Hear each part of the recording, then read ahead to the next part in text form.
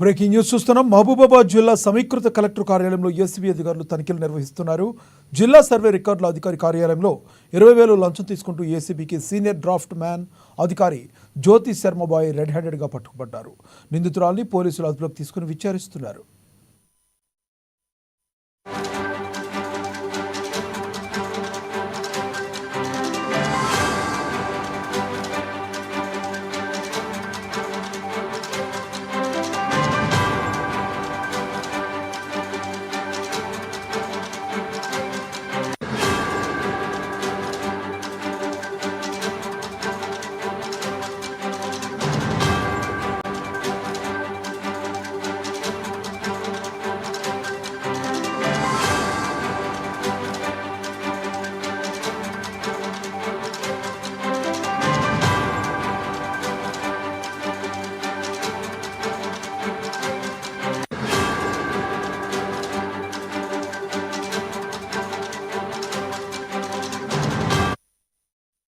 మహబూబాబాద్ జిల్లా సమీకృత కలెక్టర్ కార్యాలయంలో ఏసీబీ అధికారులు తనిఖీలు చేపట్టారు.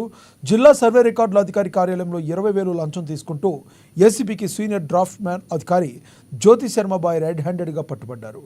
ఇదే విషయానికి సంబంధించి మరింత సమాచారాన్ని మా ప్రతినిధి చంద్రశేఖర్ అందిస్తారు. చంద్రశేఖర్, చెప్పండి, మీ దగ్గర ఉన్న తాజా సమాచారం ఏంటి?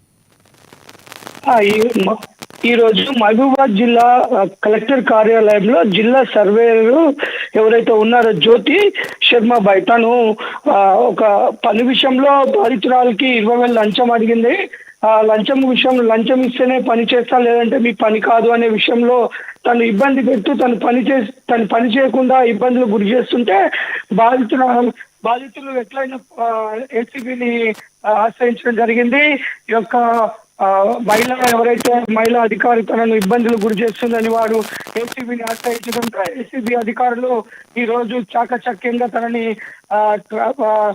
ఈ రోజు కలెక్టరేట్ లో తన 20,000 లంచం తీసుకుంటుండగా పట్టుబడడం జరిగింది. ఒక్కసారిగా మహబూబాబాద్ జిల్లాలో సంచలనం సృష్టింది. ఒక పక్క మహబూబాబాద్ మొత్తం కూడా 144 సెక్షన్ తో మొత్తము అంత టెన్షన్ వాతావరణంగా ఉంది. ఒక్కసారిగా ఈ జరగడంతో మహబూబాబాద్ కలెక్టరేట్ లో మొత్తం కూడా ఒక్కసారిగా సంచలనం సృష్టించింది ఈ వార్త అని చెప్పుకోవచ్చు. అయితే చంద్రశేఖర్, చెప్పండి, జ్యోతి శర్మబాయ్ ఏమంటున్నారు ఇంతకీ? జ్యోతి శర్మబాయ్ మీడియాతో ఎవరితో మాట్లాడట్లేదండి. తను ఆల్రెడీ రెడ్ హ్యాండెడ్ గా డబ్బులు తీసుకుంటూ పట్టుబడటంతో తను ఏం చెప్పలేని పరిస్థితిలో ఉంది. ఏసీబీ అధికారులు వెంటనే తన ఆధీనంలోకి తీసుకొని తనను విచారిస్తున్నారు. తను ఇప్పటికే ఈ ల్యాండ్ విషయంలో వచ్చే ఎవరైతే బాధితులు ఉంటారో వారి అనేక విధాలుగా ఇలానే పని చేయాలంటే కంపల్సరీ డబ్బులు చెల్లించాల్సిందే. డబ్బులు చెల్లించిన వారికి మాత్రమే తను పని చేస్తూ ఉంటుంది. తన ఆగడాలు బాగా మితిమీరిపోతున్నాయి. ఆ మితిపోతున్న క్రమంలోనే ఈ బాధితుల విషయంలో కూడా తన డబ్బులు వేసి పని చేయాలని చెప్పడంతో బాధితులు ఎట్లాగెళ్ళగా ఏసీబీని ఆశ్రయించాల్సి వచ్చింది పరిస్థితి. శేఖర్.